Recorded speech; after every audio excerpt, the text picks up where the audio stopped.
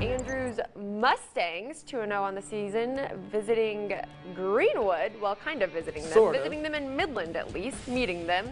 Greenwood losing their first regular season defeat since September 14th, 2018. My Ben, goodness. that's 18 games. Wow, that's almost 2 years without a loss in the regular season. That's ridiculous. Yeah. So like we mentioned earlier, this game out at Grande Communications Stadium gives some more room for the fans. First drive, Andrews, EJ Lopez nowhere to go with it, and he is sacked by that Greenwood defense. Chase Carroll with the recovery for Greenwood. Then you know what's next. Trey Cross bounces one, and no one is going to catch him. See you later. That's a Rangers touchdown and the first score of the game. Greenwood 7-0 early in the first quarter. The very first play for Andrews after that is a pick six. Chase Carroll taking it to the crib by Riley Butts, 14-0 Rangers with the lead early, coming off that win. Little fuel to their fire. Woo. The Andrews holding on still. Huge 4th and 15th conversion for a touchdown from Lopez to Brock Tiarina, 14-7 Andrews. So Mustangs hanging on after a few early blips.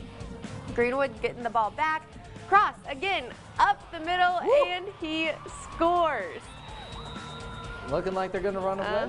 And going to celebrate with his brother. You love to see it. Scoring is something he's been doing for a while now, as we all know. I would say so. But again, Andrews hanging around. EJ Lopez chucks one down the middle to John Breeden. That's going to be another Andrews score. So pretty close here at the start of this game.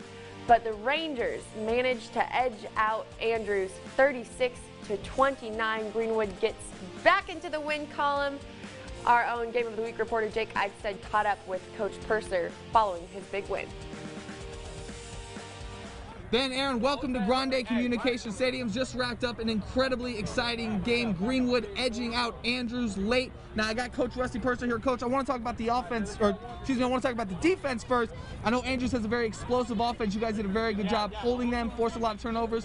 Where'd that come from? You know, it had to do with defensive speed, without a doubt. You know, not only with our linebackers, but our front four to be able to go force the quarterback into some uncomfortable situations, force some bad throws. You know, I mean, they're similar to us on their offensive side. They're a young football team. You know, they got a young quarterback who really is talented, and they've got some receivers that can make plays. So forced us to do a lot of things right all the time, you know, and obviously they made some big plays. They hit some home runs, but so did we. You know, it's one of those nights where you just try to make more plays than the opposing team, and we got that done. It was a little bit ugly there late, but we executed when we need to, especially early on, and being able to put pressure with those front really paid dividends. Yeah, and I know they came back a little bit late. Maybe the score won't indicate how much you guys actually had that game, especially going into the second half.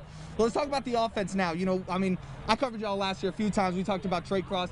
Talk about him again, but also those new guys on the offensive line.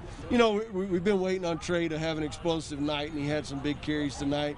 Had a lot of yards just on some effort and doing some good things. You know, people start figuring out that they've got to stop him, you know, so we see a lot of 9-man boxes, a lot of people trying to hone in on Trey.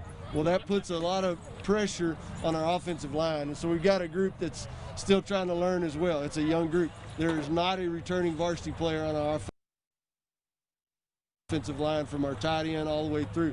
So every one of those guys, each week for them, is a learning and growing experience. We didn't handle it very well last week. We got a lot of pressure from Brownwood and just couldn't handle it, couldn't get the blocks we needed. Tonight, a lot very similar. Like I said, Andrews packing the box in there, and our guys responded and got those blocks. Yeah, I know number 8, that free safety, was probably at 4.5 yards for most of the first quarter.